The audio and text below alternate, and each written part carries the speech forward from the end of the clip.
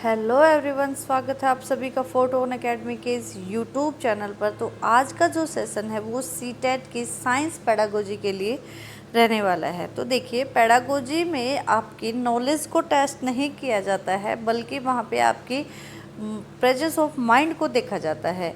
कई बार हम असत्य को सत्य पढ़ लेते हैं, करेक्ट को इनकरेक्ट पढ़ लेते हैं। क्वेश्चन को बिल्कुल ध्यान से पढ़ना है और पूछ क्या रहा है, नहीं पूछ रहा है या हाँ पूछ रहा है, इस बात पे आपको फोकस करना है और छोटे छोटे कीवर्ड्स को पकड़ते हुए चलना है, ताकि आपको सीटेट पेडागोजी में 10 में से जो सारे सब्जेक्ट्स की जो पेडागोजी है आप उनमें से किसी में भी मार ना खाएं और सभी पेडागोजी के मार्क्स आपको पूरे पूरे मिले। ठीक है, तो कोशिश यही रहेगी कि आप पेडागोजी की जो पावर है उसको जाने। ठीक है, कि चलिए शुरू करते हैं आज का क्वेश्चन। निम्नलिखित में से विज्ञान के बारे में असत्य कथनों की पहचान कीजिए। असत्य कथन, कौन से कथन? असत्य कथनों की पहचान करनी है। ठीक है, सभी वैज्ञानिक विचारों की खोज और परीक्षण नियंत्रित प्रयोगों द्वारा किया जाता है। नियंत्रित प्रयोग, क्या हम कोई एक्सपेरिमेंट कर रहे हैं या उसके कोई रिजल्ट्स आएंगे, क्या सभी के ऊपर हमारा कंट्रोल रहता है? केमिस्ट्री के अंदर आपने पढ़ा होगा कि रिएक्शन अनकंट्रोल्ड है, या और भी आप तो एक्सपेरिमेंट करने के लिए छोड़ देते हैं, देखते हैं कि रिजल्ट क्या निकलेगा, क्या वो हमारे कंट्रोल में है? तो ये असत्य कथन है। हम सब कुछ हमारे कंट्रोल में नहीं रहता। जब किसी सिद्धांत को अत्यधिक वैज्ञानिक साक्ष्यों का समर्थन प्राप्त होता है तो वह नियम बन जाता है। नहीं, कोई ज़रूरी बात नहीं है, नियम अलग होते हैं, सिद्धांत अलग होते हैं। ठीक है, साइंटिफिक थ्योरी अलग चीज़ होती है, साइंटिफिक और लॉ अलग चीज़ होते हैं। तो दोनों ही कथन रॉन्ग है। थर्ड कथन देखिए, वैज्ञानिक विचार अनियंतम होते हैं और उन्हें संशोधित या खारिज किया जा सकता है। बिल्कुल, जो वैज्ञानिक विचार होते हैं वो टेंटेटिव होते हैं। टेंटेटिव का मतलब यह है कि भाई एक रिजल्ट आ गया, अब ये नहीं है कि इसके बाद इसमें कोई भी चेंज की गुंजाइश है ही नहीं, या इसके ऊपर कोई नया रूल है जो लागू नहीं हो रहा है। जैसे कि थॉमसन मॉडल आया था सबसे पहले, उसके बाद बोर मॉडल आया। एटम के ही मॉडल चल रहे थे, ये थॉमसन का आया, फिर बोर का आया, फिर समरफील्ड का आया। तो हम कह सकते हैं कि जो वैज्ञानिक विचार वो अनियंतम होते हैं, यानी कि टेंटेटिव होते हैं। तो ये कथन सही है। विज्ञान एक रचनात्मक क्षेत्र है और वैज्ञानिकों को कल्पना की आवश्यकता तो होती है। बिल्कुल, रचनात्मक क्षेत्र है, रचना होती है यहाँ पे, और वैज्ञानिकों को किसकी? कल्पना की तो आवश्यकता होती ही होती है। तो ए और बी असत्य है और सी और डी करेक्ट हैं, तो A and B are wrong. ठीक है, नेक्स्ट, अवधारणा मानचित्रण कॉन्सेप्ट मैपिंग का उपयोग किस उपकरण के रूप में नहीं किया जाता? कॉन्सेप्ट मैपिंग, देखो, हम बच्चों को कोई भी एक्टिविटी या कोई भी काम दे देते हैं और कोई भी प्रॉब्लम दे देते हैं और फिर बोलते हैं कि इस प्रॉब्लम के ऊपर आप अपना जो कॉन्सेप्ट है उसकी मैपिंग बताइए कि इस पे आप किस किस तरह से अपने कॉन्सेप्ट को लगाएंगे। तो इसका उपयोग किस रूप में नहीं किया जा सकता? ठीक है, नहीं किया जा सकता। शिक्षार्थियों के विचारों को बाहर निकलने के लिए कर सकते हैं इसका प्रयोग। पाठ योजना के लिए, देखो पाठ योजना, भाई हमने कॉन्सेप्ट की मैपिंग बना ली कि ये कॉन्सेप्ट है, इस पे हम इस तरह से काम करेंगे, तो वो हमें पाठ योजना या लेसन प्लानिंग करने में तो मदद करेगा। एक बच्चे ने क्या सोचा, उसके ऊपर क्या कॉन्सेप्ट मैप बनाया, दूसरे बच्चे ने क्या कॉन्सेप्ट मैप बनाया, तो शिक्षार्थियों के विचार बाहर निकाल सकता है।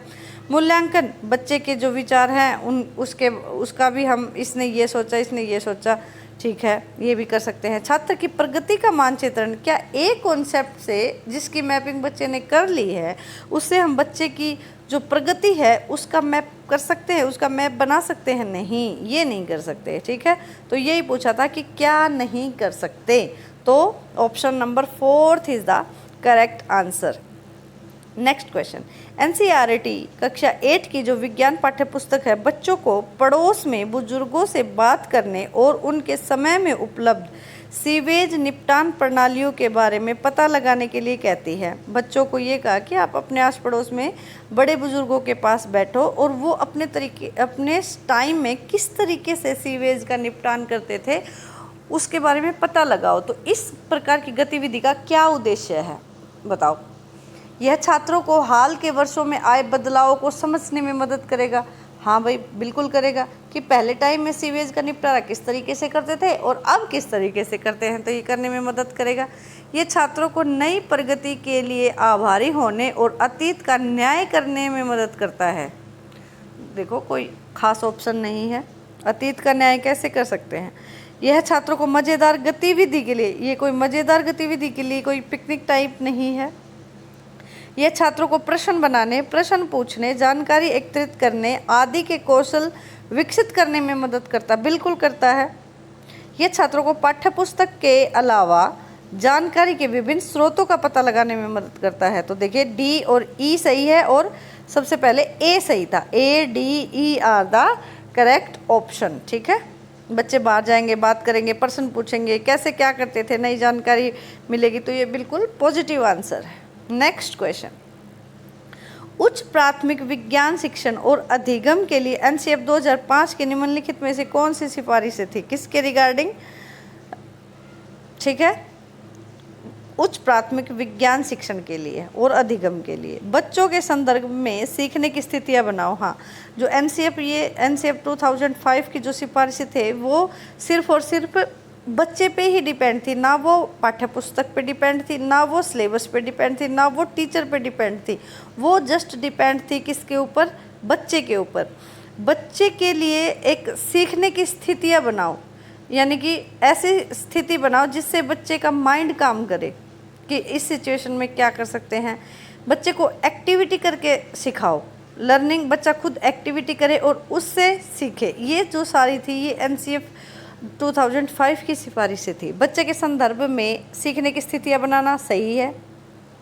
बच्चों को अपना ज्ञान स्वयं बनाने के लिए स्थितियाँ बनाना, बच्चे अपना ज्ञान स्वयं बनाएं, ऐसी स्थिति बना दो आप। व्यावसायिक शिक्षा को विज्ञान के साथ एकीकृत करने की आवश्यकता है, बिल्कुल सही है, ऑप्शन है। व्यावसायिक शिक्षा को विज्ञान के साथ ही एकीकृत कर दो। अवधारणाओं को अनुशासनिक दृष्टिकोण के माध्यम से पढ़ाना। देखो, अवधारणा जो भी है, कॉन्सेप्ट है, should be taught through a disciplinary, नहीं, डिसिप्लिनरी अप्रोच की एनसीएफ 2005 में कोई भी बात नहीं कही गई थी। तो ठीक है, A, B, C is the correct option, are the correct option. ठीक है, question, a teacher begin with a discussion of acid and base. Acid और बेस के साथ टीचर ने डिस्कशन शुरू किया, उसकी प्रॉपर्टीज़ के बारे में बताया, अकेरेंस बताया इन एवरीडे लाइफ की, वो कैसे आते हैं हमारे घरों में, कैसे हम देखते हैं, कैसे यूज़ करते हैं, उनके पीएच वैल्यूज़ के बारे में बताया, और जो इंडिकेटर्स होते हैं जिनसे हम एसिड और बेस का पता लगाते हैं उनके बारे में डिस्कस शुरू किया। After teaching acid base the teacher arrange verification activity of acid and base. उसने क्या किया, फिर उसने एक्टिविटी रख दी। This approach to the sequence of teaching learning activity will be termed as. देखो, पहले उसने क्या बताया है, पहले उसने एग्जाम्पल दिए, ये एसिड होता है, ये बेस होता है, इस तरह का टेस्ट इसका होता है, इसकी पीएच वैल्यू इतनी होती है, इसकी पीएच वैल्यू इतनी होती है, और फिर बाद में उसने उसका क्या बताया है, अमल सारों के सत्यापन गतिविधियों का आयोजन करता है। तो इसमें क्या, कौन सा मेथड वो यूज कर रहा है, डिडक्टिव। पहले एग्जाम्पल और बाद में उसके बारे में नियम कानून बताना, तो वो होता है डिडक्टिव। एक होता है इंडक्टिव, पहले तो डिडक्टिव बता दिया, ठीक है।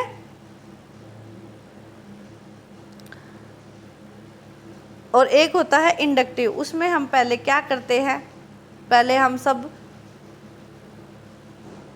इसने पहले क्या बताया है, teacher begin with the discussion of acid and base their properties. हाँ, उसने पहले एसिड बेस की सारी प्रॉपर्टीज़ बता दी, ठीक है। ये एसिड होता है, एसिड ऐसा खट्टा होता है, एसिड ऐसा बेस होता है, और फिर उसने बाद में उनके लिए एक्टिविटी करने को कहा है। लेकिन ये तो हो गया डिडक्टिव मेथड। अगर ऐसा होता है कि पहले वो एसिड बेस को टेस्ट कराता बच्चों से कि इसको टेस्ट करिए, ये खट्टा है, इसको टेस्ट करिए, ये कड़वा है, तो जब अगर एक्टिविटी के बेस के ऊपर वो इनकी डेफिनेशन बताता है एसिड और बेस की, तो वो होता इंडक्टिव। लेकिन इसने पहले डेफिनेशन बताई है और फिर बाद में उनकी प्रॉपर्टीज़ को एक्टिविटी से चेक कराया है, तो ये है डिडक्टिव मेथड। इंडक्टिव इसका जस्ट उल्टा होता है, पहले वो एग्जाम्पल वगैरह देगा और फिर बाद में उसकी प्रॉपर्टीज़ को बताएगा। तो ये है 2 deductive.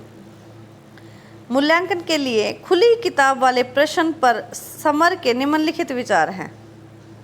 Summer has following view on open book question for assessment. ठीक है, तो क्या बताना है? खुली किताब वाले प्रश्नों की भावना से विचारों का चयन कीजिए। Select the views that are aligned with the spirit of open book question. ये छात्रों में मूल्यांकन के डर को कम करता है। बिल्कुल करता है भाई, छात्रों में मूल्यांकन के डर को कम करता है। अगर हम बच्चे को ओपन बुक दे देंगे तो उसको ये डर नहीं रहेगा कि हाँ हमारे कितने मार्क्स आएंगे, कितने मार्क्स टीचर देगा, इस सब्जेक्ट में कितने लगेंगे। ठीक है, बिल्कुल। ये छात्रों को किताबों का अन्वेषण करने का पूरा अवसर देता है। हाँ, बुक्स को एक्सप्लोर करेगा कि उसने टीचर ने क्वेश्चन दे दिया कि आप इस क्वेश्चन का आंसर बुक खोल के दो, तो उसको हो सकता है इस पेज पे आंसर ना मिले, आगे पढ़े, वो उसको पूरी बुक को एक्सप्लोर करने का चांस मिलेगा। यह उत्तर को याद रखने का बोझ कम करती है। बिल्कुल सही बात है। और मेधावी छात्रों के साथ अन्याय है। मेधावी ये बोझ तो कम करती है, लेकिन मेधावी छात्रों के साथ अन्याय है, ये गलत बात है, ये सही नहीं है ऑप्शन, है ना। ठीक है, सी गलत है। यह छात्र की अवधारणात्मक समझ का आकलन करने में मदद करती है। कौन सी? Conceptual understanding. बच्चे की कॉन्सेप्चुअल अंडरस्टैंडिंग कैसी है कि वो खुली बुक में से भी किस तरह का, ऐसा तो नहीं है कि वो एज इट इज़ बुक को ही उतार देगा, वो उस कॉन्सेप्ट में, कॉन्सेप्ट्स की जो क्या सोच रहा है, क्या आंसर देगा, उससे उसकी कॉन्सेप्चुअल अंडरस्टैंडिंग का भी पता चलता है। तो ए बी डी सही है, ए बी डी सही है और सी गलत है। मेधावी छात्रों के साथ भेद अन्याय है। अगर देखो आपको किसी भी ऑप्शन में सीटेट की पेडागोजी के अंदर ये मिलता है कि मेधावी छात्रों के साथ अन्याय है, या फिर कमज़ोर बच्चों के साथ अन्याय है, या फिर कमज़ोर बच्चों को आगे निकालना, या फिर मेधावी बच्चों को आगे निकालना, या उनको पीछे छोड़ देना, ये सारे नेगेटिव आंसर हैं। इनको आपको रॉन्ग लेके ही चलना है सीटेट की पेडागोजी के अंदर। ठीक है, ये बहुत इंपॉर्टेंट पॉइंट मैं आपको बता रही हूँ। नेक्स्ट, विज्ञान में डाइवर्जेंट क्वेश्चन शिक्षार्थियों की मदद करते हैं। जो डाइवर्जेंट टाइप के क्वेश्चन होते हैं वो बच्चों की मदद कैसे करते हैं? कई दृष्टिकोण विकसित करने में। देखो, डाइवर्जेंट टाइप के जो क्वेश्चन होते हैं वो क्या होते हैं कि अगर ऐसा होता तो क्या होता, एक बच्चा अलग आंसर दे सकता है, दूसरा बच्चा अलग आंसर दे सकता है।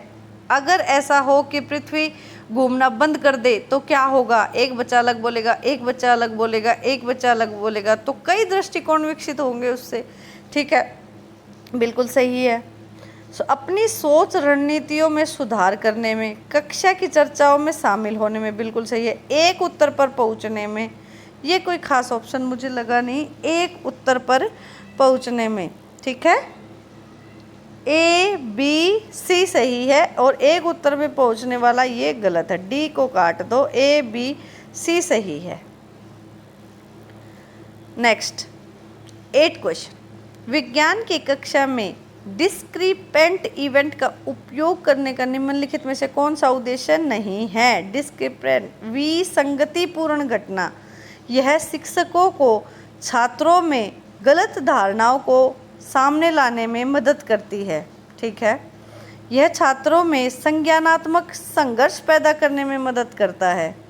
यह छात्रों को अपने विचारों को अलग तरह से देखने में मदद करता है। यह कमज़ोर छात्रों को मूल्यांकन में अच्छा प्रदर्शन करने का में मदद करता है। बिल्कुल गलत ऑप्शन है। तो देखिए, जैसे मैंने आपको बताया कि कमज़ोर छात्र या होनहार छात्र या प्रतिभाशाली छात्र, ऐसा कोई आपको ऑप्शन मिलता है तो वो गलत हो जाएगा। ठीक है, तो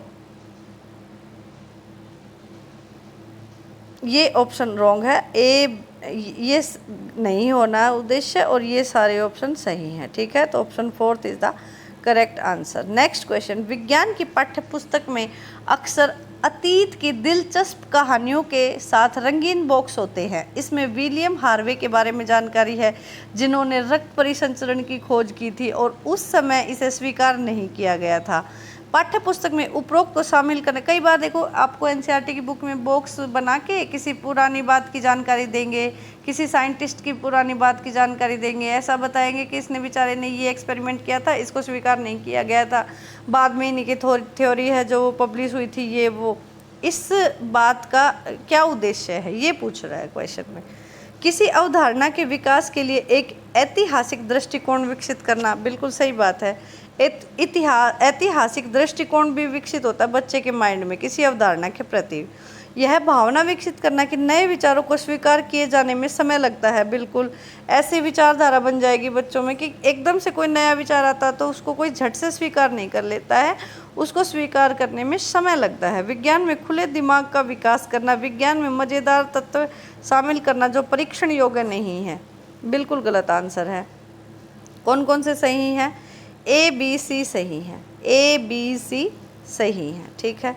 नेक्स्ट क्वेश्चन, विज्ञान के तथ्य अवधारणाओं, सिद्धांतों और थ्योरियों के आधार के रूप में कार्य करते हैं। विज्ञान के तथ्य हैं जो अवधारणाओं, सिद्धांतों और थ्योरीज के आधार के रूप में कार्य करते हैं।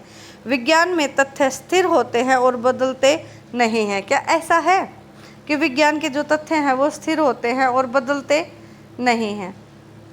अभिकथन और कारण दोनों सही हैं। कारण अभिकथन की सही व्याख्या है। क्या सही है ये ऑप्शन? नहीं। अभिकथन और कारण दोनों सही हैं लेकिन कारण अभिकथन की सही व्याख्या नहीं है। अभिकथन सही है लेकिन कारण गलत है। देखो, विज्ञान के जो फैक्ट्स होते हैं वो क्या करते हैं? अवधारणाओं, सिद्धांतों और थ्योरीज के आधार के रूप में तो कार्य करेंगे, बिल्कुल सही है। लेकिन विज्ञान के जो फैक्ट्स हैं वो क्या स्थिर हो जाते हैं? बदलते नहीं हैं, बदलते रहते हैं। तो option number 3 is the correct answer. विज्ञान में अवलोकन के बारे में निम्नलिखित में से कौन सा कथन सही नहीं है? नहीं पूछ रहा है। इसमें देखना, चखना, छूना, सुनना, सूंघना शामिल है। यह क्या है? बताने पर केंद्रित है। यह प्राकृतिक घटनाओं के बारे में निष्पक्ष सत्य देता है। यह किसी परिघटना के बारे में प्राथमिक आंकड़े एकत्रित करने में मदद करता है। देखो, अवलोकन कर रहे हैं हम किसी चीज़ को, ऑब्जर्व कर रहे हैं, हमने कोई एक्सपेरिमेंट किया, उस एक्सपेरिमेंट को हम सिर्फ देखना ही अवलोकन नहीं है, उसके बारे में सब कुछ, उसको चखना, छूना। कई बार हम स्मेल से बता देंगे कि ये गैस प्रोड्यूस हो रही है, कई बार हम सुन के बता देंगे। जैसे हाइड्रोजन गैस जब प्रोड्यूस होती है तो पॉप साउंड के साथ प्रोड्यूस होती है, तो हम देख कर, छू कर, चख कर, सुन कर, सूंघ कर, सभी बातों से हम अवलोकन करना सीखते हैं। यह क्या है बताने पर केंद्रित है क्या? सिर्फ हम यह क्या पूछ ले और इसी बात पे केंद्रित है ऑब्जर्वेशन? नहीं, ये बिल्कुल गलत ऑप्शन है। तो नहीं पूछ रहा है तो ये ही करेक्ट आंसर है जो गलत है। सही वही ऑप्शन है जो गलत है, ठीक है। यह किसी परिघटना के बारे में प्राथमिक जो डेटा है उनको भी एकत्रित करने में मदद करता है। ये जो भी प्राकृतिक घटनाएं हैं उनका निष्पक्ष सत्य क्या है? अवलोकन से हम वो देख सकते हैं, बिल्कुल सही बात है। क्वेश्चन नंबर 12, विज्ञान शिक्षण पर NCF 2005 के स्थिति पत्र के अनुसार निम्नलिखित में से कौन सा एक महत्वपूर्ण और हस्तांतरणीय कौशल है जो बच्चों को विज्ञान सीखने में मदद करता है? वैज्ञानिक तथ्यों को सीखने की क्षमता, समस्याओं को हल करने के लिए सूत्रों को याद करने की क्षमता। सूत्रों को याद करना ये भी नेगेटिव आंसर है। किसी भी चीज़ को याद कर लेना, रट कर लिख देना, ठीक है, ये सब भी नेगेटिव आंसर हैं। वैज्ञानिक जांच, पूछताछ की प्रक्रिया को समझने की क्षमता, महान वैज्ञानिकों के योगदान की याद करने की क्षमता। तो सीखने में मदद करता है। तो क्या ऑप्शन जाएगा? देखो, क्या ऑप्शन जाना चाहिए इसका? वैज्ञानिक जांच, पूछताछ की प्रक्रिया को समझने की क्षमता, ठीक है। सिर्फ वैज्ञानिक तथ्य सीखने की क्षमता भी नहीं होनी चाहिए। किसी चीज़ को याद करना, तो ये तो बिल्कुल ही रॉन्ग ऑप्शन है। ये गलत, ये गलत। तो option number 3 is the correct answer. जब हम कहते हैं कि विज्ञान का ज्ञान टेंटेटिव है तो हमारा इस बात का अर्थ क्या है? टेंटेटिव का मतलब मैंने बताया था कि ये कोई अंतिम चीज़ नहीं है, इसके बाद और भी रिजल्ट आ सकते हैं, और भी थ्योरीज इसमें ऐड हो सकते हैं, और परिणाम इसमें ऐड हो सकते हैं, और फैक्ट इसके अंदर ऐड हो सकते हैं कि वर्तमान वैज्ञानिक सिद्धांत अविश्वसनीय या कमज़ोर है। नहीं, ऐसा नहीं है कि जो अब फिलहाल है वो गलत है या कमज़ोर है इसलिए कोई दूसरा आया है। नहीं, उसके कुछ अपने फ़ायदे हैं और आगे जो आएगा उसके कुछ अपने फ़ायदे होते हैं। तो ये तो गलत है, ये हमारा अर्थ नहीं है टेंटेटिव होने का। कि वैज्ञानिक ज्ञान विश्वसनीय और टिकाऊ नहीं है, ये भी नहीं है कि भाई जो वैज्ञानिक ज्ञान हमने पहले प्राप्त किया था वो टिकाऊ नहीं है या सही नहीं है, रिलायबल नहीं है। वो है, सब कुछ है कि नए साक्ष्यों के प्रकाश में मौजूदा वैज्ञानिक ज्ञान में संशोधन किया जा सकता है। ये बात बिल्कुल सही है कि जो नए साक्ष्य आएंगे, जो नए फैक्ट्स आते हैं, उनके अकॉर्डिंग हम जो अवेलेबल हमारे वैज्ञानिक ज्ञान है उसमें संशोधन किया जा सकता है, उसमें चेंज किया जा सकता है। तो option number 3 is the correct answer. Next question, question number 14। कक्षा 8 में विद्युत विषय पढ़ा रहे हैं, इलेक्ट्रिसिटी को पढ़ा रहा है शिक्षक ने टिप्पणी की कि थॉमसन एडिसन ने लाइट बल्ब के जो फिलामेंट के रूप में उपयोग के लिए उपयुक्त सामग्री खोजने से पहले हजारों बार प्रयोग किए। कितने बार? हजारों बार। एडिसन ने जब फिलामेंट का वो दिया था, बल्ब का फिलामेंट, उसके से पहले बहुत सारे एक्सपेरिमेंट किए। शिक्षक ऊपर निम्नलिखित में से किस पहलू को उजागर कर रहा है? विज्ञान में विषय परकता, विज्ञान की टेंटिवनेस, विज्ञान की अनुभवजन्य प्रकृति, विज्ञान की सांस्कृतिक अंतर्निहितता। देखो सांस्कृतिक अंतर्निहितता जैसी तो इसमें कोई भी बात नहीं है। विज्ञान में सब्जेक्टिविटी की भी बात नहीं है। टेंटेटिव, उसने कुछ नया चेंज की बात तो नहीं की, बार बार वो एक्सपेरिमेंट कर रहा था। तो क्या है? Empirical nature of science, empirical nature of science. अनुभवजन्य प्रकृति की, बार बार उसको नए अनुभव हो रहे थे, अनुभवजन्य प्रकृति को बताता है। इस बार उसने ये अनुभव किया, फिर उसने दूसरा फिलामेंट लिया, फिर उसने कुछ और अनुभव किया, फिर उसने दूसरा फिलामेंट लिया। तो ठीक है, ये कैसा है? Empirical nature. Option number 3 is the correct answer. Question number 15। एक शिक्षक निम्नलिखित सभी अभ्यासों द्वारा छात्रों के बीच वैज्ञानिक उद्यम के सार को स्थापित करता है। देखो इंग्लिश में पढ़िए। A teacher can inculcate the essence of the scientific enterprises among by all of the following practices. छात्रों को विज्ञान की कई विधियों से अवगत कराया जाना चाहिए। विज्ञान की प्रकृति को शिक्षण अधिगम का, विज्ञान की जो प्रकृति है उसको शिक्षण अधिगम का एक अभिन्न अंग बनाया जाना चाहिए। छात्रों को तथ्य को याद रखने और आवश्यकता पड़ने पर पुनः प्रस्तुत करने की आवश्यकता होनी चाहिए। इसे छोड़कर, मतलब इसे छोड़कर बोल रहा है, एक शिक्षक निम्नलिखित सभी अभ्यासों द्वारा छात्रों के बीच वैज्ञानिक उद्यम के सार को स्थापित कर सकता है। वैज्ञानिक उद्यम के सार को स्थापित कर सकता है किसे छोड़कर? छात्रों को तथ्यों को याद कराना। देखो याद कराना शब्द हमने पकड़ लिया यहाँ से, ये वाला कीवर्ड, और इसी से ये आंसर रॉन्ग हो गया और इसे ही हम छोड़ेंगे। अब इसे छोड़कर, किसे छोड़कर? इसे छोड़कर। ठीक है, याद रखना, रट लेना, ये सारे नेगेटिव ऑप्शन होते हैं। वैज्ञानिक अवधारणाओं के विकास के ऐतिहासिक पहलुओं पर बल दिया जाना चाहिए, ये सही है। ठीक है, नेक्स्ट क्वेश्चन। उपचारात्मक शिक्षण, रेमेडियल टीचिंग आयोजित करने के लिए निम्नलिखित में से कौन सा सबसे महत्वपूर्ण विचार है? रेमेडियल टीचिंग कब होती है? जब हमें बच्चे की जो प्रॉब्लम है कि बच्चा किस कॉन्सेप्ट में किस तरह की प्रॉब्लम फेस कर रहा है, किस लेसन में किस तरह की प्रॉब्लम फेस कर रहा है, अगर हमने उसका डायग्नोज कर लिया है तब हम उसके लिए रेमेडियल टीचिंग बनाते हैं। रेमेडियल टीचिंग जो होती है वो सभी बच्चों के लिए नहीं होती, जिस बच्चे को प्रॉब्लम आती है उसी बच्चे के लिए होती है। ये खास कीवर्ड है रेमेडियल टीचिंग का। प्रगति की व्यक्तिगत दर पर ध्यान देना, सही है। व्यक्तिगत दर पर कई समूह गतिविधियों को शामिल करना, परीक्षा पैटर्न पर ध्यान देना, बिल्कुल गलत बात है। पूरा पाठ्यक्रम समाप्त करना, बिल्कुल गलत बात है। कई समूह गतिविधियों नहीं, ये प्रगति के, मैंने बताया ना, ये सभी के लिए नहीं होती, सभी के लिए नहीं होती। ये प्रगति की व्यक्तिगत दर पर ध्यान देती है कि किस पर्टिकुलर बच्चे को किस पर्टिकुलर टॉपिक में प्रॉब्लम आई है, उसके लिए रेमेडियल टीचिंग वो तैयार करेगा। मान लो कई बार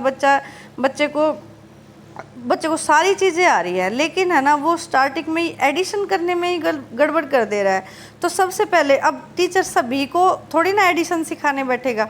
टीचर सिर्फ उसी बच्चे को ये वाली प्रॉब्लम बताएगा कि बेटा बार बार आप ये वाली प्रॉब्लम कर रहे हो, बार बार, और इसको इस तरीके से सॉल्व किया जाना चाहिए। तो ये कैसी है? इंडिविजुअल रेट ऑफ प्रोग्रेस है।